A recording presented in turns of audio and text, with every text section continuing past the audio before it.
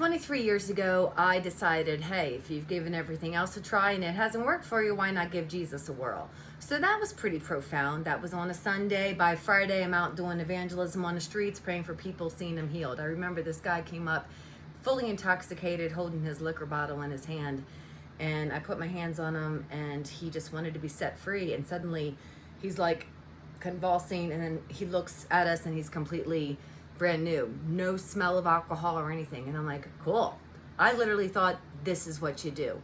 So that basically was my catapulting into the supernatural, the miraculous. And it was just everywhere I went, I'm like, oh, well, Jesus can handle this. And I annoyed quite a few people. I was, that zealous. And I think I've burned a few bridges over the years.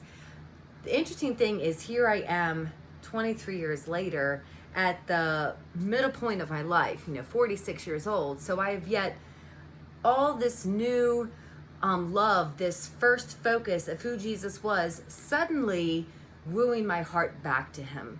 And I just got baptized a few weeks ago because I honestly couldn't remember if I was baptized when I first got saved. But this year, 2021, has been kind of that reenactment of getting close to him with the boldness to be like, why not? Because as we know, when we get older, the dreams and the hopes and the things that we wanted to happen in our lives, when they kind of trickle away, we become bitter, we become judgmental, we become a little bit, I would say, envious of the people that have this fresh awakening with Jesus. And I'm like, yeah, wait for 20 years. Call me then. Let me know how that works out for you. So when I recognized this year, I really went after this familiar feeling I have around certain individuals. And I have walked away from the serving industry, thank the good Lord. It's finally answered prayer. But the reason being was because over the 26 years that I had been in the service industry, I constantly ran into women in dominance or authority that I never felt really protected me or gave me a fair shot at speaking my mind, expressing myself, or even listening to me. And I was reminded that if we do not honor our father or mother, things will not go well for us. And in my practicing of counseling, I've often said you can love and honor your parents from afar because forgiveness is different than reconciliation. However, with parts work and the ways that our brains are so complex, it kind of makes sense that every area where we've made a judgment against the first person, the primary person in our life that betrayed us, we meet those people over and over and over again, just in different skin and look, because they're going to have the same spirit. So the primary parent that hurts us usually betrays us in a way that we feel they should have done something and they didn't. It's also the very issue we have with God. Like, where were you? You could have done something. You are God.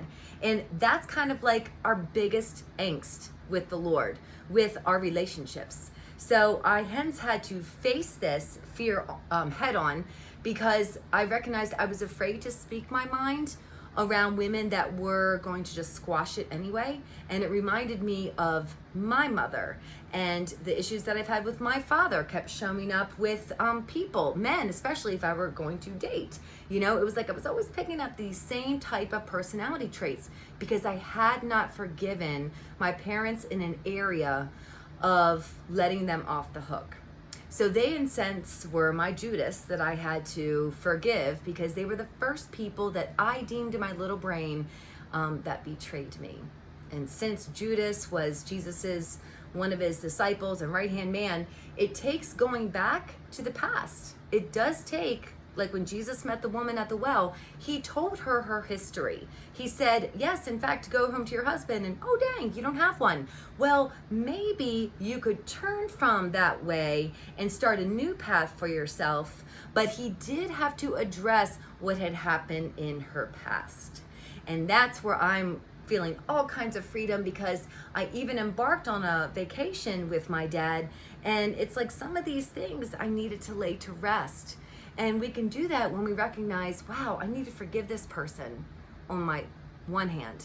I say the left hand because the things that were left unspoken, the things that were left for me to pick up on my own, I've judged this person over, and I'm feeling very deprived and gypped over it. But then on the other hand, I have to ask for forgiveness because I have hated and judged this person all my life. So therefore, I'm struggling. And here it is, 23 years being with the Lord and still having some of these same hang-ups emotionally because I had thought I'd forgiven. I had thought I had done all this surrender, but it had to be with every part inside of my spirit and soul that still held animosity, that was still a trapped child within, deep within my subconscious, that believed I had a right to be upset over this injustice. And in fact, I did. So that is where we lift that up to God and we ask Him to forgive us and we get set free. So as we embark, and as I'm embarking on this new journey of recognizing every time someone comes around and I'm like, man, this person's irritant, like just really agitating me, getting me under my skin. Oh yeah, of course, he reminds me of my dad. Oh, well, this lady is mean as heck, and I can't take my tables being stolen and then being told that I'm the problem and the scapegoat. Yeah, I need to steer clear of her. Or I'll codependently overreact and make sure that I perform really well so that she will see that I'm worthy of value and treat me in kind. But the best thing that Jesus can do for all of us is to realize you deal with the first person that upset you, and the rest of the people won't have a hold over you. And I could walk away from an industry that I thought was going to recreate a story for me, that it was going to give me the happy ending, that I was going to prove to women that they could be my friend and that I could be trustworthy, and I was a really hard worker and I'd support their calls, and I was going to prove to these men that I can be a good, faithful, long-suffering person that will support them. But in both scenarios, I lost myself. And codependent Christianity has so much muddled with our expectation of if we just do the right thing, then we're going to be blessed because of it. And that's just not true. You could speak softly, you could lower your tone, you could apologize, you could come with humility and be absolutely sincere. But if that person is not in a place where they're working on their own inner healing to receive, it's like hitting a brick wall. And you're not going to be able to penetrate. That's where you honor from afar. And you're able to step back and you're able to say, I love you and I forgive you, but I'm not going to reconcile with you at this time.